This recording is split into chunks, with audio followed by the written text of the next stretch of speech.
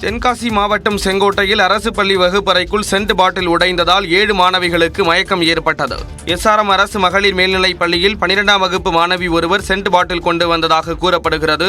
இந்நிலையில் அந்த சென்ட் பாட்டில் வகுப்பறையில் கீழே விழுந்து உடைந்தது.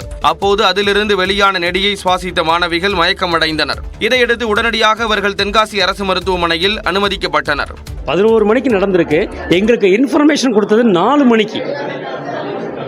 ஒரு ஸ்கூலில் நடந்திருக்கு அப்படின்னா ஒரு பேரண்ட்ஸுக்கு வந்து மினிமம் ஒரு 11 மணி போது 11:30 மணி 12 மணிக்கு ஒரு இன்ஃபர்மேஷன் கொடுக்கணுமா இல்லையா சார்? ப்ளஸ் எங்கள் பிள்ளைகளுக்கு வந்து ஏதாவது ஒன்று ஆயிடுச்சுன்னா எங்கே சார் போக முடியும்?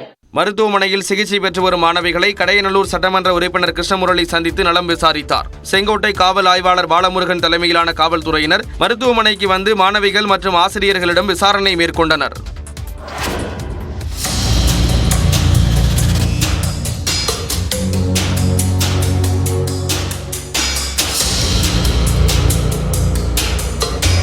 தெலங்கானாவில் நகராட்சி கண்காணிப்பாளர் வீட்டில் 2,93,00,000 ரூபாய் ரொக்கம் பறிமுதல் செய்யப்பட்ட காட்சிகள்தான் இவை. தெலுங்கானா மாநிலம் நிஜாமாபாத்தில் நகராட்சி கண்காணிப்பாளர் தாசரி நரேந்தர் மீது வருமானத்துக்கு அதிகமாக சொத்து சேர்த்ததாக வழக்கு பதிவு செய்யப்பட்டது. இதன் அடிப்படையில் அவரது வீட்டில் லஞ்ச ஒழிப்புத்துறை அதிகாரிகள் சோதனை நடத்தினர். அப்போது 2,93,00,000 ரூபாய் ரொக்கம் பறிமுதல் செய்யப்பட்டது. மேலும் தாசரி நரேந்தரின் மனைவி, தாயார் ஆகியோரின் வங்கிக் கணக்குகளில் 1,10,00,000 ரூபாய் இருப்பு இருப்பது தெரிய வந்தது. மேலும் 51 சவரன் தங்கம், 17 அசையா சொத்துக்கள் குறித்த ஆவணங்களை கைப்பற்றினர். கைப்பற்றப்பட்ட சொத்துக்களின் ஒட்டுமொத்த மதிப்பு 6,07,00,000 ரூபாய் என்று அதிகாரிகள் தெரிவித்தனர். தொடர்ந்து தாசரி நரேந்தர் மற்றும் குடும்பத்தினரிடம் அதிகாரிகள் விசாரணை நடத்தினர்.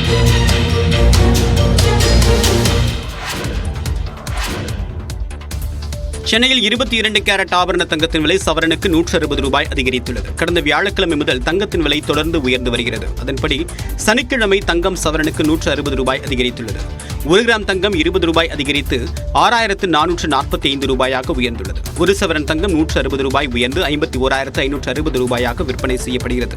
வெள்ளி விலையில் மாற்றமின்றி கிராம் 88 ரூபாயாகவே விற்கப்படுகிறது. கட்டி வெள்ளி கிலோ 88,000 ரூபாயாக விற்பனை செய்யப்பட்டு வருகிறது.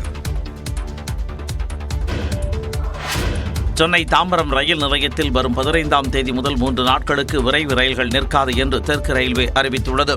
புதிய ரயில் முனையமாக சென்னை தாம்பரம் மேம்படுத்தப்பட்டு வரும் நிலையில் ரயில்வே யார்டு சீரமைப்பு பணிகள் நடைபெற்று வருகிறது. இதன் காரணமாக தாம்பரம் வழியாக செல்லும் அனைத்து விரைவு ரயில்களும் வரும் 15, 16 மற்றும் 17ஆம் தேதிகளில் தாம்பரத்தில் நிற்காது என தெரிவிக்கப்பட்டுள்ளது.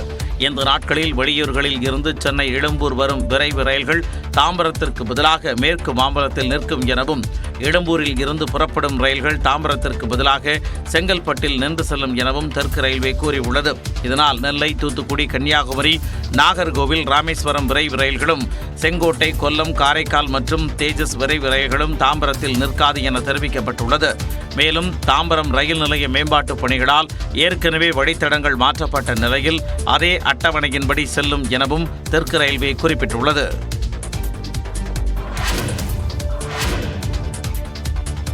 ஒலிம்பிக் மல்யுத்த போட்டியில் வெண்கலப் பதக்கம் வென்ற அமன் ஷெராவத் 10 மணி நேரத்தில் 4 கிலோ 600 கிராம் எடை குறைத்தது தெரிய வந்துள்ளது. நேற்று முன்தினம் மாலை 6:30 மணிக்கு நடைபெற்ற மல்யுத்த அரையிறுதிப் போட்டியில் தோல்வியடைந்த பிறகு அமன் ஷெராவத்தின் எடை 57 கிலோவில் இருந்து 61.5 கிலோவாக அதிகரித்துள்ளது. இதனைத் தொடர்ந்து வெந்நீரில் குளித்த அமன் ஷெராவத் நள்ளிரவு 12:30 மணிக்கு 1 மணி நேரம் ட்ரெட்மில்லில் தொடர்ச்சியாக ஓடியுள்ளார். அதன் பிறகு அமன் ஷெராவத்தின் எடை 57 கிலோ 900 கிராமாக குறைந்துள்ளது. எடையை மேலும் குறைக்க வேண்டிய கட்டாயத்திருந்த அமன் ஷெராவத் 5 முறை 15 நிமிட தொடர் ஓட்டம் மேற்கொண்டுள்ளார். இதனிடையே எலுமிச்சை மற்றும் தேன் கலந்த வெந்நீர், சிறிது அளவு காஃபி குடித்த அமன் ஷெராவத் இரவு முழுவதுமாக தூங்காமல் மல்யுத்தம் தொடர்பான வீடியோக்களை பார்த்து வந்தார். இதன் விளைவாக வெள்ளிக்கிழமை காலை 4:30 மணிக்கு அமன் ஷெராவத்தின் எடை 56 கிலோ 900 கிராமுக்கு குறைந்துள்ளது. 10 மணி நேரத்தில் 4 கிலோ 600 கிராம் எடை குறைத்த அமன் ஷெராவத் வெண்கல பதக்கத்திற்கான போட்டியில் வெற்றி பெற்று அசத்தியுள்ளார். எடை அதிகரிப்பு காரணமாக மேலும் ஒரு பதக்கத்தை இந்தியா தவறிவிடக் கூடாது என்ற முனைப்பில் அமன் ஷெராவத் மீது பயிற்சியாளர்கள் கூடுதல் கவனம் செலுத்தியதாக கூறப்படுகிறது. ஒலிம்பிக் நிறைவு விழாவில் இந்திய கொடியை ஹாக்கி வீரர் ஸ்ரீஜேஷ் மற்றும் துப்பாக்கிச் சுடுதல் வீராங்கனை மனுபாக்கர் இணைந்து ஏந்திச் செல்வார்கள் என அறிவிக்கப்பட்டுள்ளது. பாரிஸில் நடந்து வரும் ஒலிம்பிக் போட்டியின் துப்பாக்கிச் சுடுதலில் 10 மீட்டர் ஏர் பிஸ்டல் ஒற்றையர் பிரிவில் மனுபாக்கர் வெண்கலப் பதக்கம் வென்றார். அதேபோல கலப்பு இரட்டையர் பிரிவிலும் வெண்கலப் பதக்கம் வென்று அசத்தினார். இதன் மூலம் இந்தியாவிற்காக ஒரே ஒலிம்பிக்கில் 2 பதக்கங்கள் வென்ற முதல் வீராங்கனை என்ற வரலாற்று சாதனையை அவர் படைத்தார். இதேபோல இந்திய ஆடவர் ஹாக்கி அணி ஸ்பெயின் அணியை தோற்கடித்து வெண்கலப் பதக்கம் வென்றது. இந்திய ஹாக்கி அணியில் முக்கிய பங்கு வகித்த கோல் கீப்பர் ஸ்ரீஜேஷ் வெண்கலப் பதக்கத்துடன் ஓய்வையும் அறிவித்தார். ஒலிம்பிக் நிறைவு விழாவில் இந்திய தேசிய கொடியை மனுபாக்கர் ஏந்தி செல்வார் என அறிவிக்கப்பட்டிருந்தது. இந்நிலையில் அவருடன் இணைந்து ஸ்ரீஜேஷும் கொடியை ஏந்தி செல்வார் என தற்போது அறிவிக்கப்பட்டுள்ளது. பாரிஸ் ஒலிம்பிக் மகளிர் மல்யுத்தம் 76 கிலோ பிரிவில் காலிறுதிக்கு முந்தைய சுற்றில் இந்திய வீராங்கனை ரித்திகா இன்று ஹங்கேரி வீராங்கனையை எதிர்கொள்கிறார். பாரிஸ் ஒலிம்பிக் தொடர் நாளையுடன் நிறைவடைய உள்ள நிலையில் இன்று மல்யுத்தம் மற்றும் கோல்ஃபில் இந்தியா விளையாடுகிறது. இதில் கோல்ஃபை பொறுத்தவரை அதிதி அசோக் மற்றும் திக்ஷா தாகர் புள்ளி பட்டியலில் மிகவும் பின்தங்கி இருப்பதால் வெற்றிக்கான வாய்ப்பு மிகவும் குறைவாகவே பார்க்கப்படுகிறது. அதே சமயம் மல்யுத்தத்தில் காலிறுதிக்கு முந்தைய சுற்றில் ஹங்கேரி வீராங்கனையை எதிர்கொள்ளும் ரித்திகா மீது எதிர்பார்ப்பு எழுந்துள்ளது. இன்றைய போட்டியில் அவர் வெற்றி பெற்றால் ஒலிம்பிக் தொடரின் கடைசி நாளன்றும் இந்தியா களத்தில் நிற்கும் வாய்ப்பு கிடைக்கும். கிருஷ்ணகிரி மாவட்டம் ஓசூரில் நியூஸ் 18 தமிழ்நாடு தொலைக்காட்சியின் ஊடக பங்களிப்புடன் நாளை தொடங்க உள்ள தமிழ்நாடு கலை விழாவிற்கான பரப்புரை வாகனம் கொடியசைத்து தொடங்கி வைக்கப்பட்டது.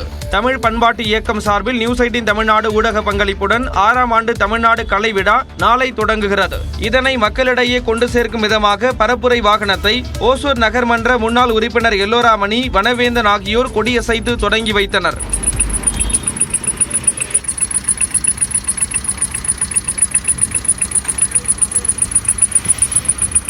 நாளை தொடங்கும் இந்நிகழ்ச்சியில் காவடியாட்டம், தப்பாட்டம், சாட்டைக்குச்சி ஆட்டம், சிலம்பாட்டம், கரகாட்டம், நையாண்டி மேளம், மயிலாட்டம் ஆகியவை நடைபெற உள்ளன.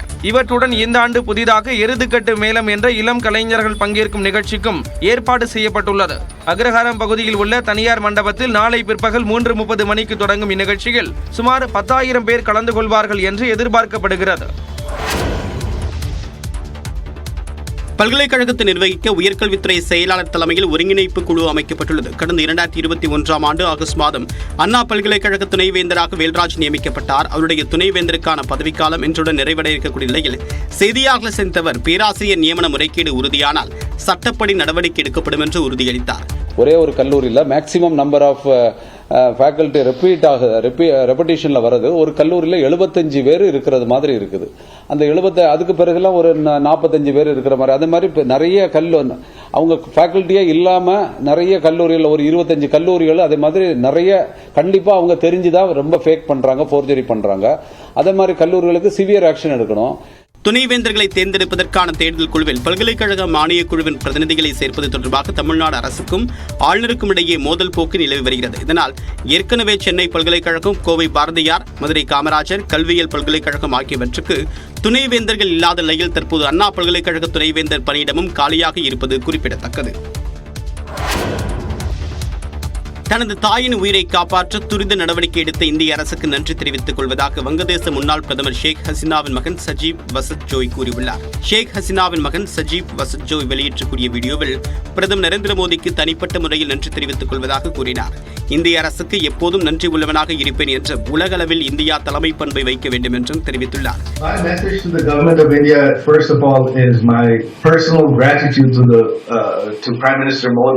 For his government's quick action in saving my mother's life. That is, I am eternally grateful to.